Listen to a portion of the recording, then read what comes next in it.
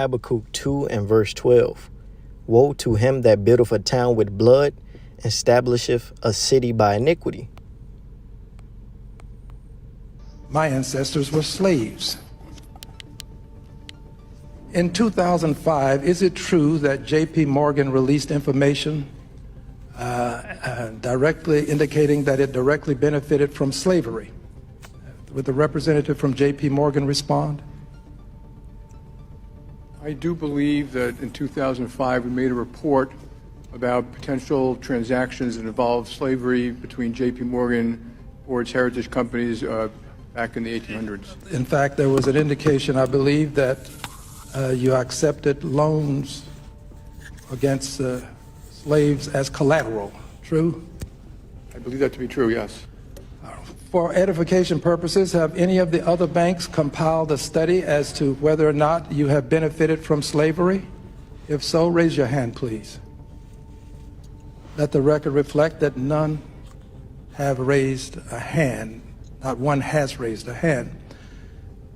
Do you believe that your bank benefited from slavery in some way in terms of its business practices? If so, raise your hand. If you do not believe that it benefited, raise your hand. Let the record reflect that all but Mr. Diamond raised a hand. Thank you. All right, Shalom. First and foremost, I'd like to give all honor and glory to Yahweh Bahasham, Yahweh Shai Bahasham, Rakha Korash. Double honors to the elders and the apostles of the great millstone. Salutations to all that I can push his word, but choose sincerity and with charity. Yahweh is the true name of the Heavenly Father, whom the world and he calls God, and Jehovah Bahasham is in the name. Yahweh Shai is his son's name, but the world and he calls Jesus. And Rakha Korash is the Holy Spirit. And as always, I'm the brother Yadiah from the Great Millstone Branch here in Chicago, back with another lesson to you so-called Negroes, Latinos, and Native Americans, which are the Israelites according to the Holy Scriptures, as well as the speckled bird, the scattered Israelite foreigner, scattered amongst other nations, whose outer appearance may seem to be of those nations to whom they've been scattered to, but whose lineage through their father's line go back to Abraham, Isaac, and Jacob. You are Israelites no matter what your outer appearance may seem to be. And yeah, I'm back at another lesson. It's going to be entitled Establisheth a City with Iniquity. And as you've seen in this video that we watched, you had this what look like court case or whatever, and they was going in on how J.P. Morgan, how they how basically they're in the beginning of their industry, it was all funded or had some involvement with slavery, you see. And hey, it's the spirit that the Lord is bringing all these things out, because he's getting ready to visit this place. Because at the end of the day, we are the apple of the Lord's eye. You so-called Negro, Latino, Native Americans, we are the Israelites, you see. And the Lord, as a punishment for our disobedience, he gave us over into the hands of you Edomites. And hey, as the scripture said, you have very heavily laid the yoke upon us.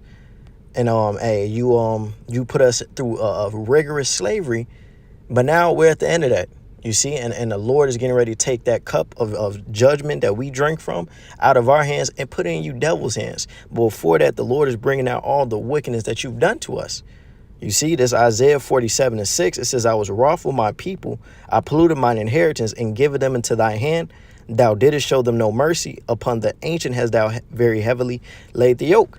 And when the Lord gave you over, took the power out of our hand and raised you up, you ruled over our people, you destroyed them, and you profited greatly off them. And the truth of the matter is, this whole so-called country, Babylon the Great, so-called America, this whole economy was built off the backs of the Israelites. You see? And as you seen in that video, the Lord is bringing all these things into bringing these up to the forefront, because a judgment day is approaching. You see, the scriptures tell you that the Most High requires that which is past. You see, so the past injustices, the Lord is going to require that from you. You see, and I just want to touch on a few precepts, because you got the devil, the self-proclaimed white man, trying to cover up this history, and trying to erase it. But the Lord kept account of it. And I have this article right here. And it's from digitalhistory.uh.edu, but it goes into the significance that chattel slavery, which is slavery that took place upon our people, and the scriptures tell you that none of the heaven have been done as have been done upon Jerusalem. The worst judgments, the worst captivities happened to our people, the so-called Negro, Latino, Native American, over 100 million so-called Black African Americans, which are the tribe of Judah, and over 200 million Native Americans massacred at the hands of these devils. But this article, it says it goes into how slavery contributed to the early development of America. It says slavery played a crucial role in the development of modern world economy. And they not just Americans, but all of them. Revelation 11 chapter says they sent gifts one to another, and those gifts were us, But it says slaves provided the labor power necessary to settle and develop the new world. Slaves also produced the products for the first mass consumer markets: sugar, tobacco, coffee, cocoa, and later cotton. And these are base goods that were popular. They were hot. It says slavery was integral. Let's look at that word integral really quick. It says integral, necessary to make a whole, complete, essential for fundamental. You see? So slavery was the foundation, as it's going to say, of the earliest multinational systems of credit and trade that arose in the 15th and 16th century. The so-called African slave trade also stimulated European shipping, manufacturing, and gun making. You see? So off our backs, this whole system was strengthened. It says during the earliest, it was founded. Is a better wordage. It says during the earliest phases of capitalistic development, planters, masters, craftsmen, and other early capitalists could not afford to pay wages. Chronically in debt, New World planters would exploit slave labor with expending scarce money. Slavery provided the cheapest and most expedient way to meet the demand for labor and mining and agriculture, right? And these devils had us in chains for hundreds of years, followed by Jim Crow, unequal pay, and so forth. And they totally profit over 200% off that. You see? But yet they want to push the narrative that so-called Blacks, Latino, Native American lazy. We don't do nothing. Hey, we got a saying here. The Southern Kingdom builded America, and the Northern Kingdom managed it, kept it going, But it says the next paragraph says the slave trade had profound consequences for Europe between the early 15 and 1800s. The slave trade became one of Europe's largest and most profitable industries. And the scriptures tell you, let me see if I can grab this really quick.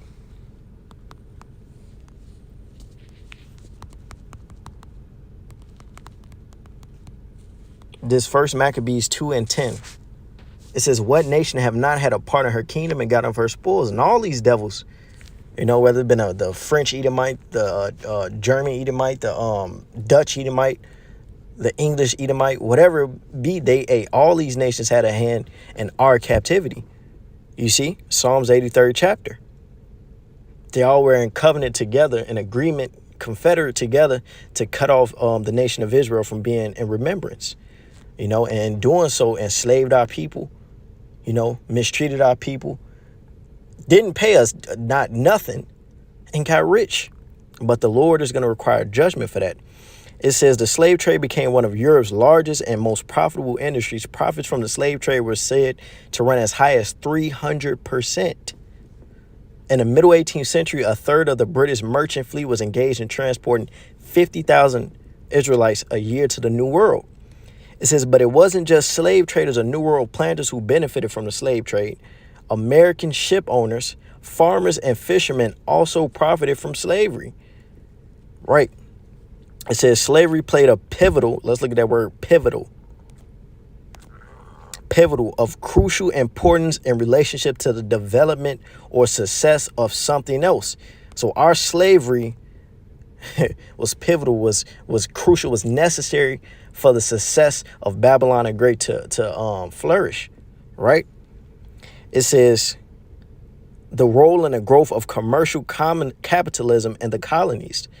It's like it. The slave plantations of the West Indies became the largest market for American fish, oats, corn, flour, lumber, peas, beans, and hogs and horses.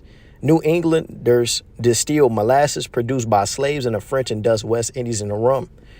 While slavery did not create a major share of the capital that finances Europe's Industrial Revolution, profits from the slave trade and New World plantations did not add up to 5% of Britain's national income at the beginning of the Industrial Revolution. Slave labor did produce the major consumer goods that were the basis of world trading during 17, 18, and early 19th centuries, man. You see? So, the injustices that was done upon us, it said it was the basis for, it produced a major consumer goods for 3 centuries, right? It says coffee, cotton, rum, sugar, and tobacco. In addition, the slave trade provided stimulus to shipbuilding, banking, and insurance, and Africa became a major market for iron, textiles, firearms, and rum, right? And all these companies, whether they be the J.P. Morgans or whatever it may be, you know, it all had its roots in our captivity, man. And the Lord is gonna judge you nations for that. He that toucheth you touched the apple of his eye.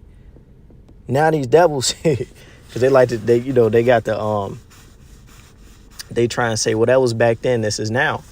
Well, just as we, as it says in Lamentations, our fathers have sinned and we have not, and we have borne their iniquities. Same thing is with you. Because reincarnations in the scriptures. You nations were in power back then, and your children, you know, you enslaved us and profited and passed that wealth down to your children, and you were set up, you know. And I kind of hit like 2 different points. Point being, these are the same devils from back then. Prepare slaughter for his children for the iniquity of their fathers, Isaiah 14, you know. And then also, they did get rich and heavily rich of our captivity and passed that wealth down generation to generation. They got that term old money. Psalm 17 and 13. Arise, O Yahweh, disappoint him, cast him down, deliver my soul from the wicked, which is thy sword. And the wicked, according to Malachi, the 1st chapter, it tells you that Esau is the border of wickedness.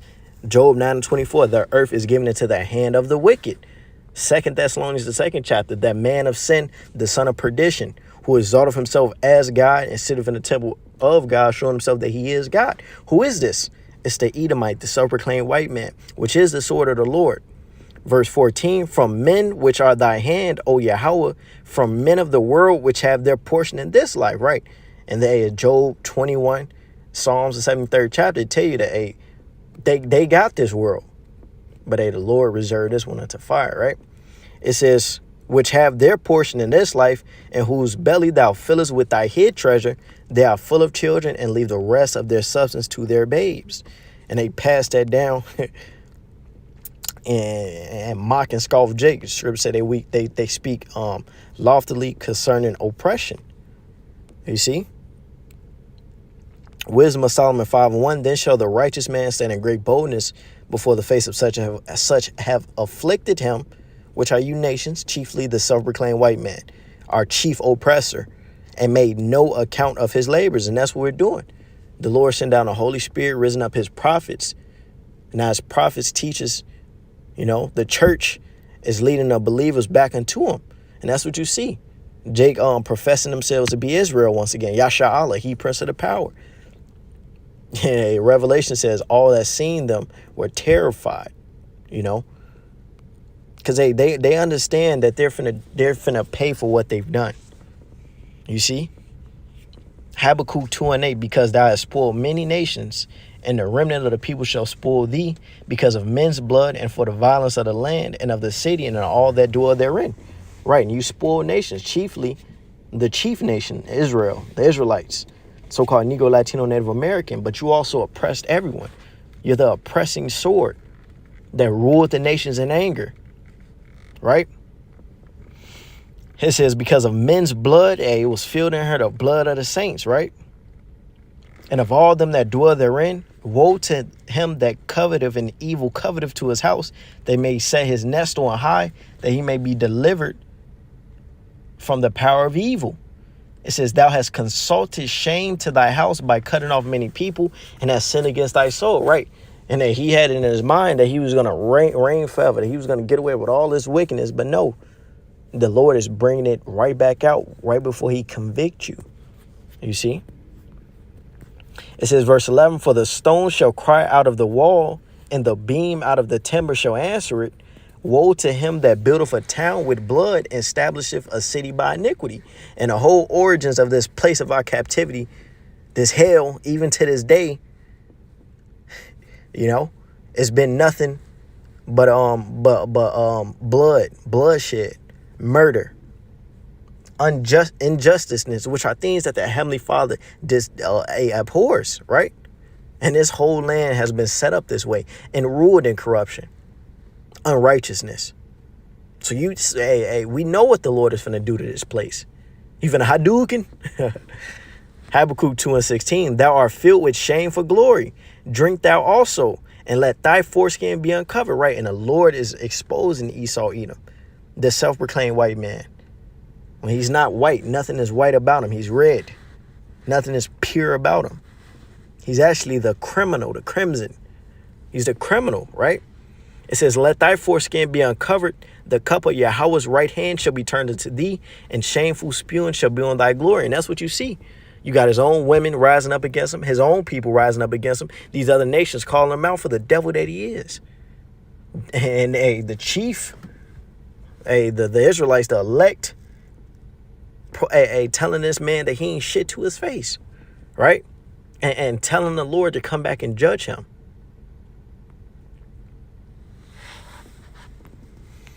This is Revelation 18:1. And after these things, I saw another angel come down from heaven, having great power, and the earth was lighted with his glory.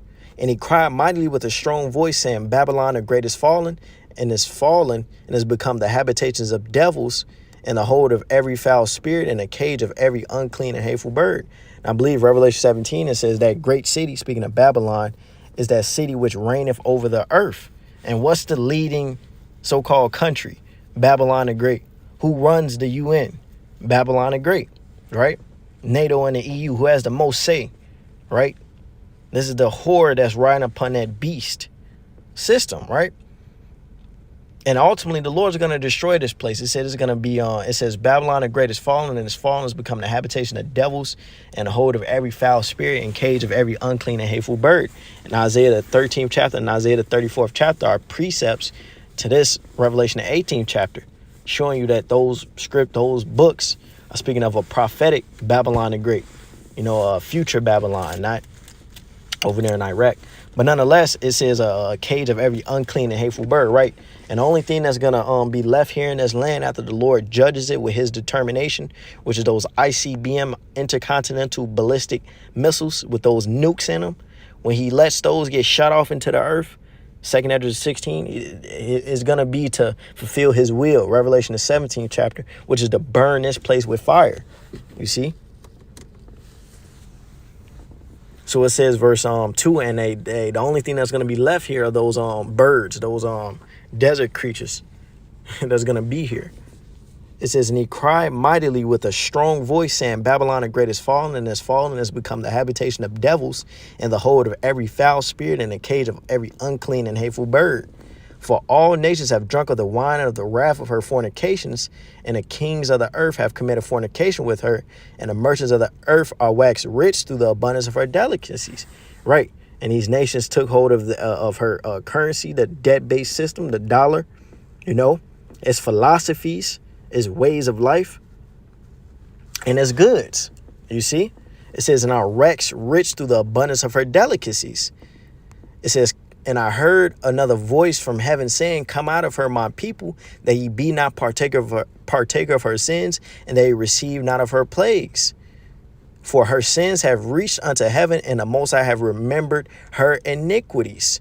Right. And the Lord is going to destroy this place. And he's telling his people, well, at this point, hey, we're going to look up and see Yahushua coming in the clouds, the UFOs, so-called UFOs. And as it says in Thessalonians, we're going to meet the Lord in the clouds, and we're going to ever so be with him. Roughly paraphrasing. That's the deliverance. So why you keep seeing all these UFO commercials? Oh, we seen a UFO. No, those are the chariots of Israel. That's our deliverance out of this place when those nukes are on the way. That's the only way out is up. Verse 6, reward her even as she rewarded you, and double unto her double according to her works, and the cup which she hath filled to her double. And right, and this place is going to get what it done to us, right? You try to eradicate the children of Israel, you put a hardcore slavery on them, well, you finna get destroyed. We're going to put you nations in 1,000 years of captivity, right? How much she have glorified herself and lived deliciously, so much torment and sorrow give her. For she saith in her heart, I sit a queen and I am no widow, and I shall see no sorrow. And the Lord is going to reclaim, is going to refresh his name in the earth when he judges this place. Just as the Lord Yahweh made a name for himself when he destroyed physical Egypt, back in there in Western Asia. Same thing the Lord is going to do now. Jeremiah 16th chapter. The Lord is going to destroy this place, knowing he's going to destroy the hammer of the earth, as the scriptures call it, right? Therefore shall her plagues come in one day, death and mourning and famine, and she shall be utterly burned with fire, for strong is Yahweh power who judgeth her, right? And what's that fire? Those ICBMs. You can read Zechariah, the 12th chapter, 13th chapter, I believe. Isaiah 34, 2nd Ezra 16, Isaiah the 13th chapter, those arrows. It says Yahweh, matter of fact, let me grab this precept. Weapons of his indignation. I think that's Isaiah 13.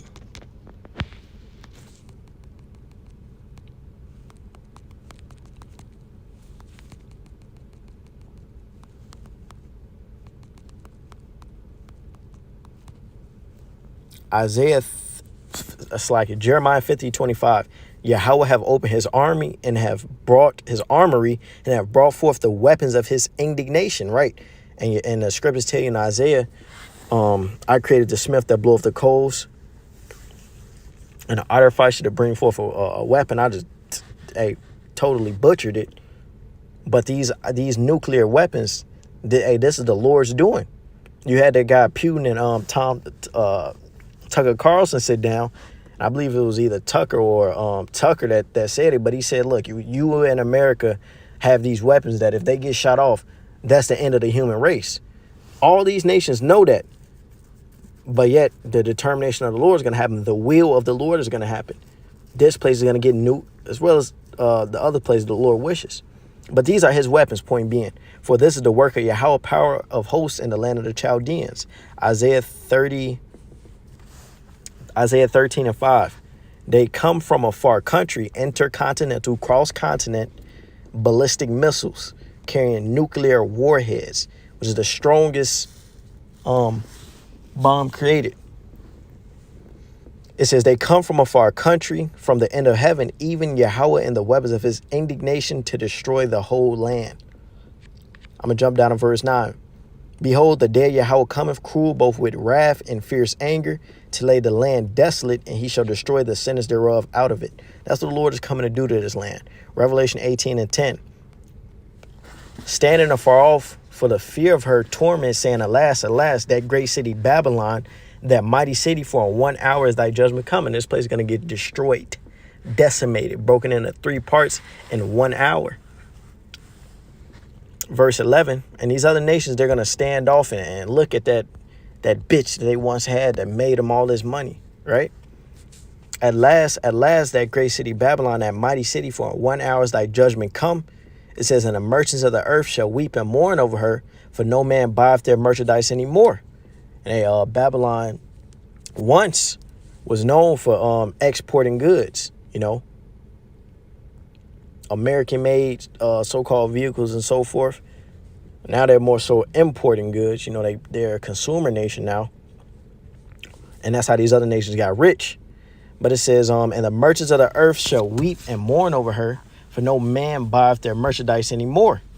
The merchandise of gold and of silver and of precious stones and of pearls and of fine linen, purple and silk, scarlet and all thine wood, and all manner of vessels of ivory, and all manner of vessels of most precious wood, and of brass and iron and marble. These are different goods, the commodities that come out of this place. And cinnamon and odors and ointments and frankincense and wine and oil and the fine flour and the wheat and beast and sheep and horses and chariots and slaves and souls of men. You see, This is the legacy that this place has tied to it. And the Lord is going to judge it for it, chiefly as to what's been done to our people. It says, and the fruits that thy soul lusted after are departed from thee, and all thy things which were dainty and goodly are departed from thee, and thou shalt find them no more at all. The merchants of these things which were made rich by her shall stand afar off for fear of her torment, weeping and wailing. Right, and these other nations sell their goods here now. You know, they got rich through this place, you know, selling their goods to this place. It says, and when it falls, they're going to be weeping because no more money going to get made. Next thing they're going to see is the government of Israel come down. Yahweh shine his 144,000 to take the world. The saints shall take the kingdom and possess the kingdom forever and ever. And saying, alas, that great city that was clothed in fine linen and purple and scarlet and decked with gold and precious stones and pearls, for in 1 hour so great riches is come to naught, and every shipmaster and all companies and ships and sailors and as many as trade by sea stood afar off and cried when they saw the smoke of her burning, saying, what city is like unto this great city, great America? Great America. And they cast dust on their heads and cried, weeping and wailing, saying, alas, that great city wherein were made rich all that had ships in the sea by reason of her costliness, for in 1 hour she made desolate. And that's the judgment that's going to come in 1 hour, right? Verse 20. Rejoice over her, right? You Israelites should be rejoicing. Now I say, I don't want to see America get... No, nigga. This is the place of our captivity. And the Lord is going to destroy it for the controversy of Zion. Rejoice over her, thou heaven and ye holy apostles and prophets, for God have avenged you on her. Right? And this is the judgment that's coming to this place for what's been done unto us. And a mighty angel took up a stone like a great millstone and cast it into the sea, saying, thus with violence shall that great city Babylon be thrown down, and shall be found no more at all. And the voice of harpers and of musicians and pipers and trumpeters shall be heard no more at all in thee, and no craftsman of whatsoever craft he be shall be found any more in thee, and the sound of a millstone shall be heard no more at all in thee, and the light of a candle shall shine no more at all in thee, and the voice of the bridegroom and the bride shall be heard no more at all in thee, for thy merchants were the great men of the earth, for by thy sorceries were all nations deceived. By this witchcraft, you know, it's dollar. It's so-called light, which was actual darkness.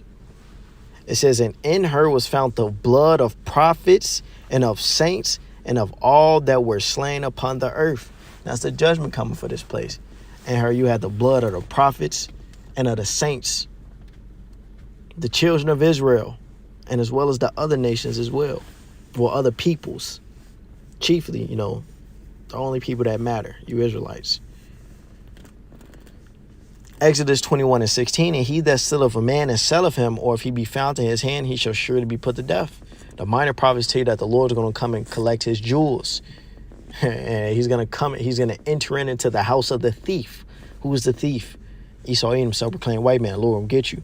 Sirach 21:8, he that buildeth his house with other men's money is like one that gathereth himself stones for the tomb of his burial. And we are in your hand till this day. Jeremiah 50:25, all that took hold of them, took them captives and wouldn't let them go, roughly paraphrasing. When the Lord returns, he's going to visit Edom, to which the children of Israel will be delivered from it. Where is Edom ruling? Babylon the Great. Zechariah 2:8, for thus saith Yahweh of hosts, after the glory have he sent me unto the nations which spoiled you, for he that toucheth you touched the apple of his eye. Every nation that put their hands on the least of Jake, you offended the Lord. For behold, I will shake my hand upon them, and they shall be a spoil to their servants, and ye shall know that Yahweh of hosts have sent me. The Lord's going to flip the spectrum. We're going to become the head, and these nations are going to become the tail. We're going to be a nation of kings and priests. They're going to be our servants. Amos 9:13, behold, the days come, saith Yahweh, that the plowman, which is us, shall overtake the reaper, who's reaping all the benefits. Esau, Edom, self-proclaimed white man, the rest of these nations. And the treader of grapes, him that soweth seed. And the mountains shall drop sweet wine, and all the hills shall melt. And I will bring again the captivity of my people of Israel. The Lord's going to take us out of captivity, set us up in our land. We're going to be lords of it. And they shall build the way cities and inhabit them. And they shall plant vineyards and drink the wine thereof. They shall also make gardens and eat the fruit of them. And that's the curses being taken off of us. And it's gonna the blessings are gonna be upon us. And you nations are gonna be our servants. Lord, when this was an edifying, uplifting lesson, call her like La, Yahweh Bahasham, Yahweh Shai Bahasham, Rakha Kodash, the bond of elders and the apostles of the great millstone, which taught me this truth. So he teaches to all that I can push his word with true sincerity with charity. Shalom, Brakathon, Wa Kwame Yashwala, Shalom.